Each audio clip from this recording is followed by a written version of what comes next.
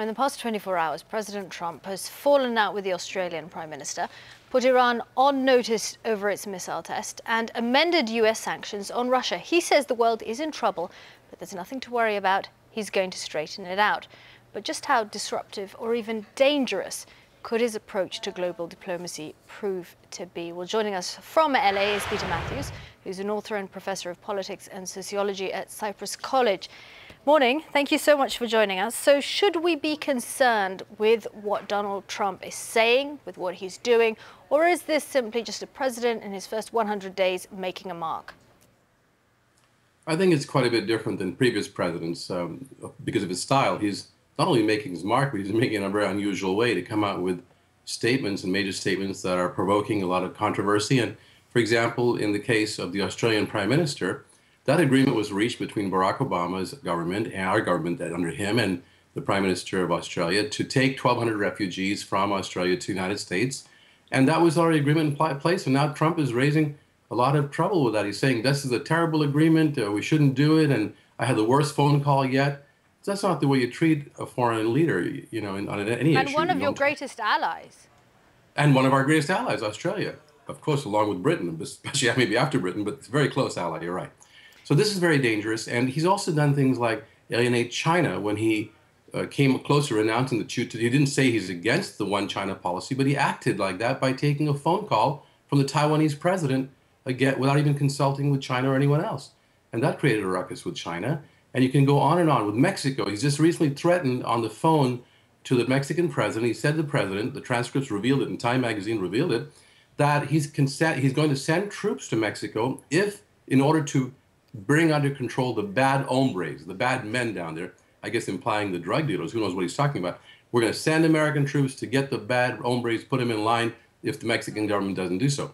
You don't do that and then the transcripts get released to the public. This is creating a lot of havoc, of course.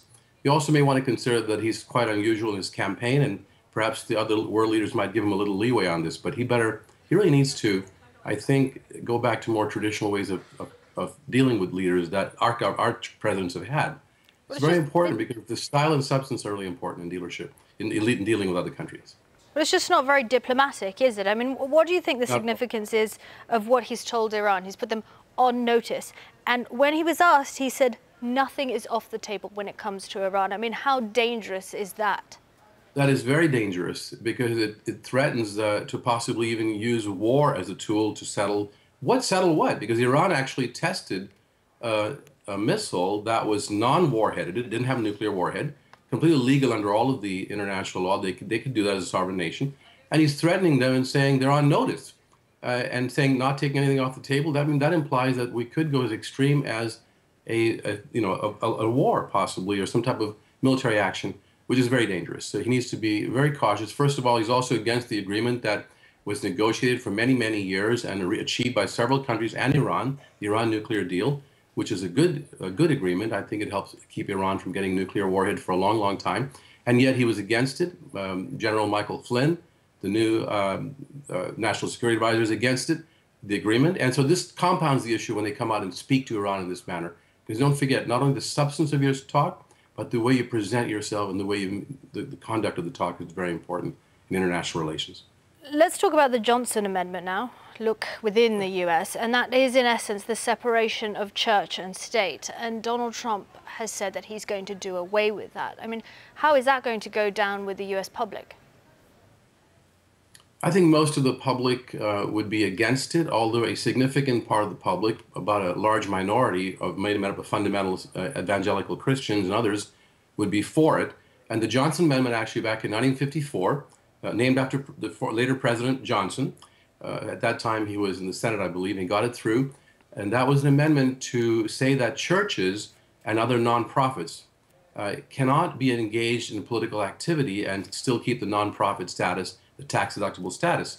That was to strengthen the separation of church and state, as it was a very important doctrine in the United States. So here he is talking about lifting a very important doctrine that's been around for 40 or 50 years, and that's an integral part of the way we deal with politics and faith or religion in the United States. We don't want a combination of the two.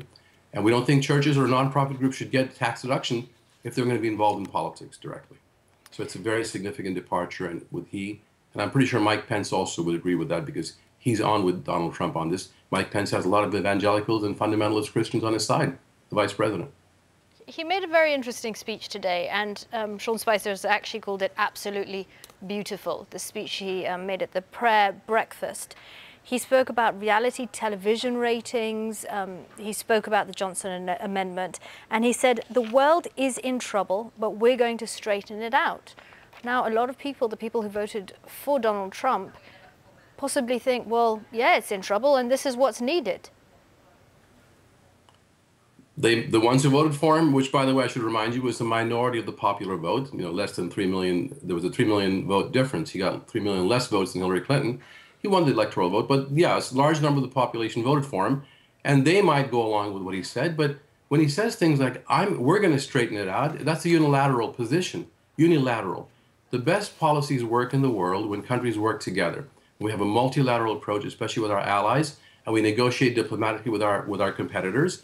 And we use war as a last resort, if at all. It's much better not to use force. Most of the civilized world believes in these diplomatic approaches, and President Trump needs to really go back to the traditional way of doing things that would enhance security and peace in the world. And I know he has other ideas, which may be good in a sense. I think we should work with Russia to reduce the nuclear arsenals on both sides. He's proposing that, making that a top priority as well. But he needs to be much more careful when he deals with China and Iran and Mexico, our closest neighbor, and Britain, of course.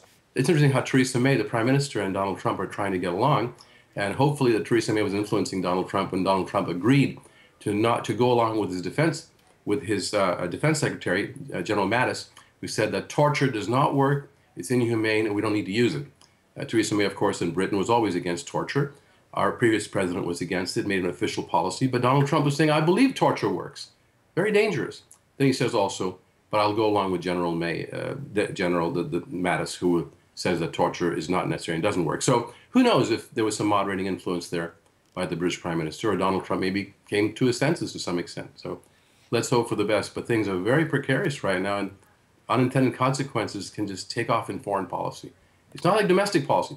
If a president makes a mistake in a domestic policy area, like raising taxes too high, he can ask Congress to reduce them, and millions haven't died. In foreign policy, one miscalculation, one bad judgment on a decision regarding another country or in a crisis could end up in World War III, at the worst nuclear war, as we had a good chance of going into it back in 1962 in the Cuban Missile Crisis.